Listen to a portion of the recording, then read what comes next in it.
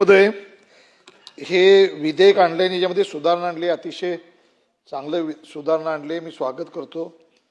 मला वाटतंय माझ्या माहितीप्रमाणे सुधाकर नाईक साहेबांच्यापासून आर पाटलांच्यापासून या डान्स बार बंदीवरच्या कायद्यासाठी आणि अश्लील नृत्य बंद होण्यासाठी अनेक विधेयक या ठिकाणी आले, अनेक वेळा त्याच्यामध्ये वेगवेगळ्या सुधारणा केल्या गेल्या. मगाशी जितेंद्र आव्हाडांनी अंशतः विरोध सांगितला. मी आपल्याला निश्चित सांगतो की हे विधेयक आणण्यामागचं उद्देश आणि कारण निश्चितपणे सगळ्यांना कल्पना आहे. मगाशी साटम साहेबांनी सांगितलं की कोट्यावधीची उधळण, कोट्यावधी रुपये एका रात्रीमध्ये उधळले जातात. तरुण पिढी बर्बादीकडे जायला लागलेली आहे. सरकारी अधिकारी माझ्या माहितीप्रमाणे आणि कॉन्ट्रॅक्टर आमच्या जिल्ह्यातून या पनवेलला यायचे आणि पहाटे परत निघून जायचे. अशा पद्धतीचे वातावरण या डान्स बारवरती आहे.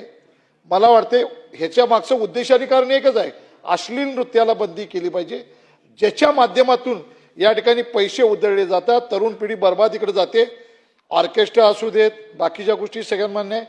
खरोखर मंत्री महोदयांना मला विचारायचं आहे की ही सुधारणा आणल्यानंतर आपल्या हातामध्ये कायदा आहे, आपण त्या महिलांचं संरक्षण करू शकतो. ऑर्केस्ट्रा असतील, कलाकार असतील, जे चांगल्या पद्धतीनं त्या ठिकाणी कला किंवा आपलं सादरीकरण करतात, त्यांना कुठे अडचण नाही.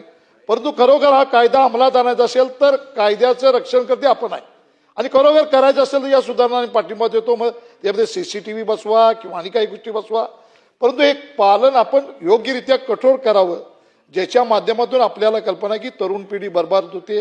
या ठिकाणी अनेक गँगवार या ठिकाणी झालेले आहेत. या असल्या गोष्टी बंद करण्यासाठी कडक कायदा त्या तुम्ही करा. त्याच्यामध्ये कलाकारांचं नुकसान होऊ नये या सगळ्या बाबी एका बाजूला ठेवा, परंतु जिथं गुन्हेगारी वाढते अशा स्वरूपामध्ये कडक कायदा करा, त्याची अंमलबजावणी होऊ देत. हे प्रत्यक्षात दिसायला पाहिजे, हे प्रत्यक्षात याचा अंमल झाला पाहिजे.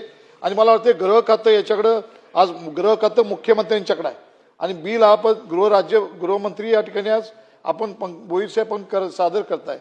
ह्याचा उद्देश खऱ्या अर्थानं सफल व्हावा, ज्याच्यामध्ये कलाकार मरता कामा नये, तो अश्लीलता आणि ज्या ठिकाणी गुन्हेगारी आणि अमाप पैशाची उधळण होते, तरुणांचं जीवन वाचलं पाहिजे. या दृष्टीनं आपण त्याची अंमलबजावणी खरोखर करणार का, याच विषयी आपल्या आहे. जर एखादा पोलीस अधिकारी चुकीच्या पद्धतीनं वागत असेल तर त्याचं डायरेक्ट सस्पेन्शन त्या ठिकाणी करा. हा कायदा चांगल्या पद्धतीनं आपण आचरणात आणा, एवढीच या विधेयकाला निमित्तानं मी आपल्याला कल्पना देतो. या विधेयकाला आमच्या सर्वांचाच एकमतानंच पाठिंबा असणं काही अडचण नाही आहे. आपण या ठिकाणी या कायद्याचं रक्षणासाठी आणि या जे विधेयक आणलं त्याला मी पाठिंबा. श्री राजेश बकाने. कोल्हापूर जिल्ह्यातील सर्वच अचूक घडामोडींसाठी डिजिटल कोल्हापूरच्या सर्वच प्लॅटफॉर्मला लाईक, फॉलो, सबस्क्राईब करा.